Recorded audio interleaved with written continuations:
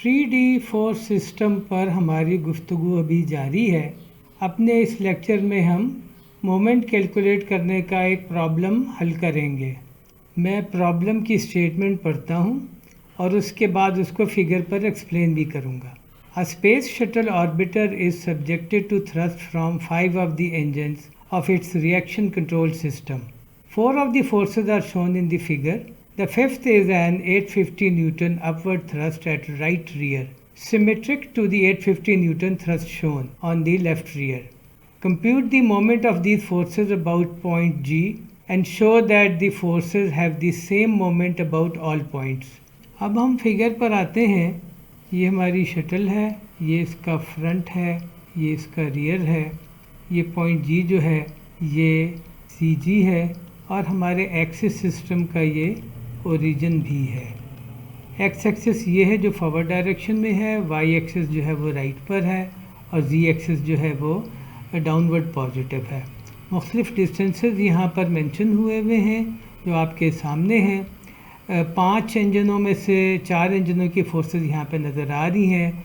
2 जो फोर्सेस हैं वो फ्रंट में है, जिनमें एक ये 1700 न्यूटन की फोर्स है जो कि पॉजिटिव जी डायरेक्शन में है और दूसरी जो है वो 1700 न्यूटन की फोर्स जो है वो नेगेटिव वाई डायरेक्शन में है और ये दोनों फोर्सेस जो है वो कंकरेंट हैं। तो लिहाजा इन दोनों फोर्सेस को हम एक रिजल्टेंट फोर्स से भी रिप्लेस कर सकते हैं। इसी तरह 2 फोर्सेस और जो नज़र आ रही हैं वो ये हैं। उनमें से एक 1700 न्यूटन की जो फोर्स है ये पॉजिटिव वाई डायरेक्शन में है और ये जो 850 न्यूटन की फोर्स है ये नेगेटिव जी डायरेक्शन में है। ये दोनों फोर्सेस भी कंकरेंट हैं तो हम इनको भी एक फोर्स से रिप्लेस कर सकते हैं। इनका जो पॉइंट ऑफ एक्शन है वो एक्स वाई प्लेन से 2 मीटर ऊपर है। इसके अलावा एक 5वीं फोर्स भी है जो ये 850 न्यूटन फोर्स के पैरेलल है, अपवर्ड है यानी कि नेगेटिव डायरेक्शन में और उसका डिस्टेंस जो है वो सेंट्रल लाइन से राइट साइड पर 3.2 मीटर है, जबकि इसका डिस्टेंस जो है वो सेंट्रल लाइन से लेफ़्ट साइड पर 3.2 मीटर है। अब हम इस प्रॉब्लम के सॉल्यूशन पर आते हैं। अपनी आसानी के लिए और बेहतर तौर पर प्रॉब्लम को समझने के लिए हम एक सादा सा स्केच बनाएंगे जिसमें हम मुख्तलिफ़ डिस्टेंसेस और फोर्सेस को दिखाएंगे ताकि प्रॉब्लम को समझने में और उसको हल करने में हमें आसानी हो। इस कॉम्प्लेक्स फिगर को हमने एक सादा से स्केच में तब्दील कर दिया है। ये पॉइंट जी जो है ये हमारा ओरिजिन भी है और ये यहाँ पर है। एक्स एक्सिस जो है वो फॉरवर्ड डायरेक्शन में है और वो ये है। वाई एक्सिस राइट साइड पर है पॉजिटिव और वो ये है। जी एक्सिस जो है वो डाउनवर्ड पॉजिटिव है। उसके अलावा हमने कुछ पॉइंट्स आइडेंटिफाई किए हैं ताकि हम देख सकें कि फोर्सेस किधर एक्ट कर रही है। तो पॉइंट ए जो है वो एक्स एक्सिस पर है पॉजिटिव डायरेक्शन में और ये वो पॉइंट है जिस पर ये 2 फोर्सेस जो है वो एक्ट कर रही हैं। पॉइंट डी जो है वो ये वाला पॉइंट है जिस पर ये 2 फोर्सेस एक्ट कर रही हैं और पॉइंट ई जो है वो पॉइंट है जिस पर ये वाली फोर्स जो है वो एक्ट कर रही है। डिस्टेंसेस को अगर हम थोड़ा सा एक्सप्लेन करें तो पॉइंट जी से लेके पॉइंट ए तक का जो फासला है वो 18 मीटर है। पॉइंट जी से लेके पॉइंट बी तक का फासला जो है वो 12 मीटर है और पॉइंट बी जो है वो नेगेटिव एक्स एक्सिस पर है। पॉइंट सी यहाँ पर है और पॉइंट बी और पॉइंट सी का फासला जो है वो 2 मीटर है और इसकी डायरेक्शन जो है वो माइनस जी डायरेक्शन है। पॉइंट डी और पॉइंट सी इनका फासला 3.2 मीटर है और ये नेगेटिव वाई डायरेक्शन में है ये डिस्टेंस और ये जो डिस्टेंस है पॉइंट सी और ई का ये पॉजिटिव वाई डायरेक्शन में है और इसका जो डिस्टेंस एक्चुअली है फासला जो है वो 3.2 मीटर है। अब अगर हम फोर्सेस पर आएँ तो तमाम फोर्सेस जो एक्ट कर रही हैं उसको हमने वेक्टर फॉर्म में लिख लिया है। ये वाली फोर्स जो है वो 1700 के न्यूटन है क्योंकि ये पॉजिटिव जी डायरेक्शन पर एक्ट कर रही है। ये फोर्स जो है ये माइनस 1700 जे न्यूटन है क्योंकि ये नेगेटिव वाई डायरेक्शन में है।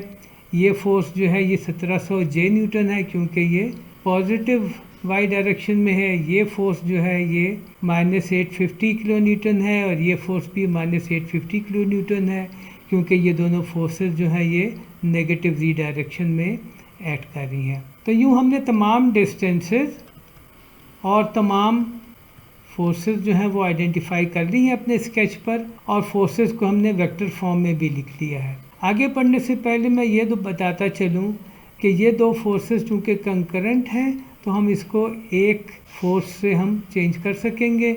इसी तरह ये दोनों फोर्सेस ये कंकरेंट हैं तो हम इसको भी एक फोर्स से रिप्लेस कर सकेंगे, और ये फोर्स जो है और ये फोर्स जो है वो एक्चुअली इन फोर्सेस के रिजल्टेंट हैं। इस फोर्स के बारे में हम कुछ नहीं कर सकते, ये वैसी की वैसी ही रहेगी। तो गोया हम 5 फोर्सेस से 3 फोर्सेस पे चले जाएंगे। अब हम इस पोजीशन में हैं कि फोर्सेस को और पोजीशन वेक्टर को वेक्टर फॉर्म में लिख सकें। पोजीशन वेक्टर हम पॉइंट G से लेके उस पॉइंट तक का बनाएंगे जिस पॉइंट पर फोर्सेस एक्ट कर रही हैं। ये भी हमने बात की कि बजाय 5 फोर्सेस के हम 3 फोर्सेस से ही डील कर सकते हैं। तो पहली जो हमारी फोर्स है, अगर हम उसको F फ्रंट का नाम दें तो वो है -1700J + 1700K, यानी कि हमने इन दो फोर्सेस को ऐड करके एक फोर्स की फॉर्म में ले लिया। और इस फोर्स का जो पोजीशन वेक्टर है पॉइंट G से वो है 18I, यानी कि ये एक ऐसा वेक्टर है जो पॉइंट G से लेकर पॉइंट A तक का है। यानी कि आप इसको यूँ समझें तो ये डिस्टेंस चूँकि 18 मीटर है तो ये जो पोजीशन वेक्टर है ये है 18I मीटर।